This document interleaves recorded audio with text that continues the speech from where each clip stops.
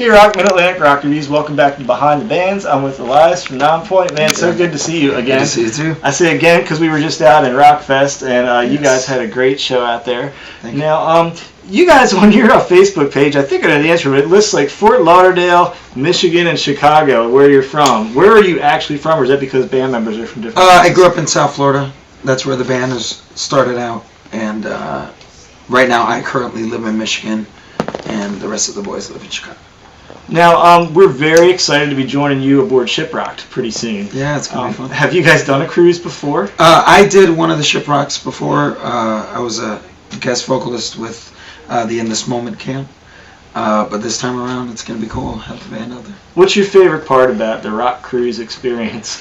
The cruise. Cruises are cool. You know, you stuff yourself, you drink yourself, and you have a good time. Now, I read a quote you wrote about the last album and about the song I Said It, and you said that tune, the quote was, it set the DNA for the record. Can you kind of elaborate on that a little bit? The aggressiveness of the record. You know, it's a very aggressive record. I think lyrically it you know, kind of sums up, you know, a basic idea of the whole record. So, you know, that's one of the ones that we released right away. Just to the general public, just so they could kind of get an idea of where we were coming from this time.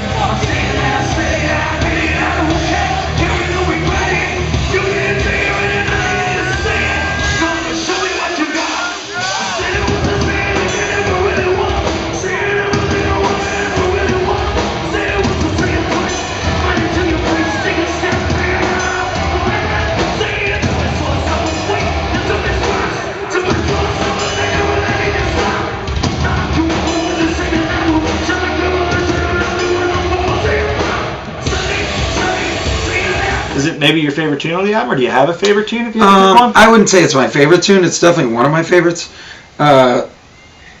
Favorite tune?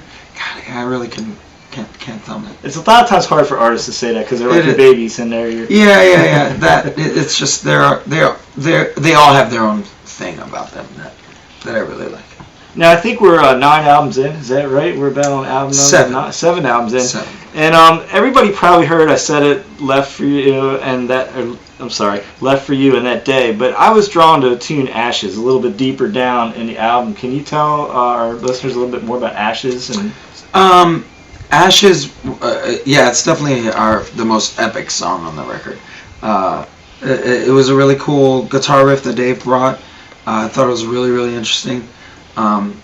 You know, and it lyrically and content-wise, it's just, you know, pretty much about, you know, what's left after a fire, and you know what you can really build out of it, and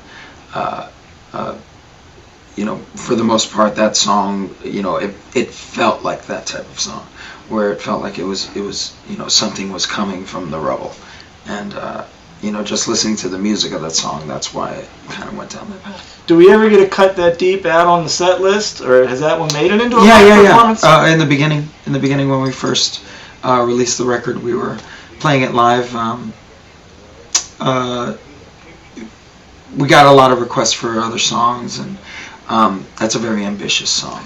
So it's got a little acoustic in there. And yeah. So, but yeah, I think it's something that we might add later on. Now, going way back in the day, as I was just looking back at your guys' career, you somehow made it onto a Miami Vice soundtrack. How did that happen? Well, 2 years prior, we had released our album Recoil, and it happened to be a Phil Collins cover that we did of In the Air Tonight on that record. And break to 2 years later, Michael Mann was doing the Miami Vice movie. And the person that was in charge of his music, she was, you know, extremely excited about the band, and thought the song would fit really well.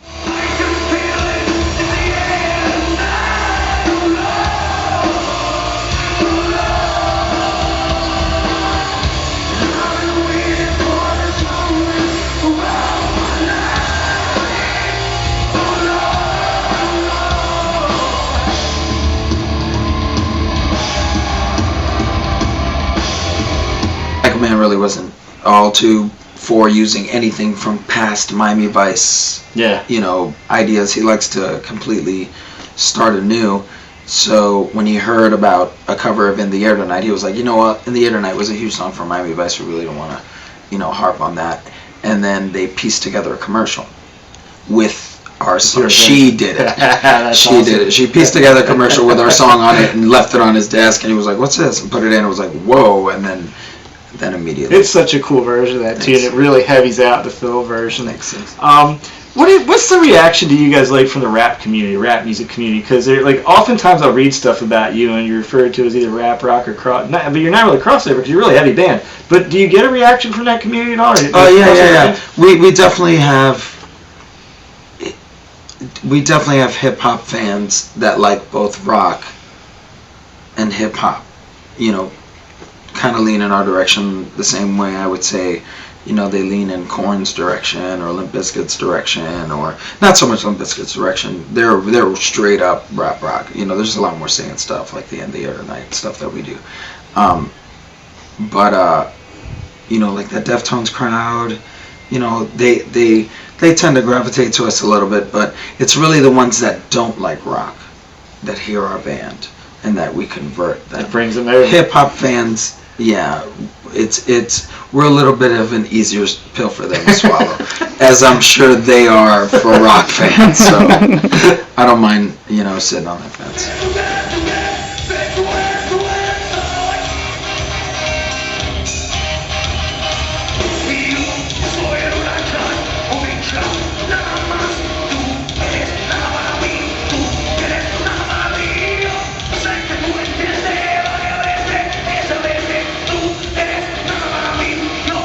I saw a picture of your drummer getting some new ink, and I'm sure you've been asked this before, but can you tell us the significance of the frog?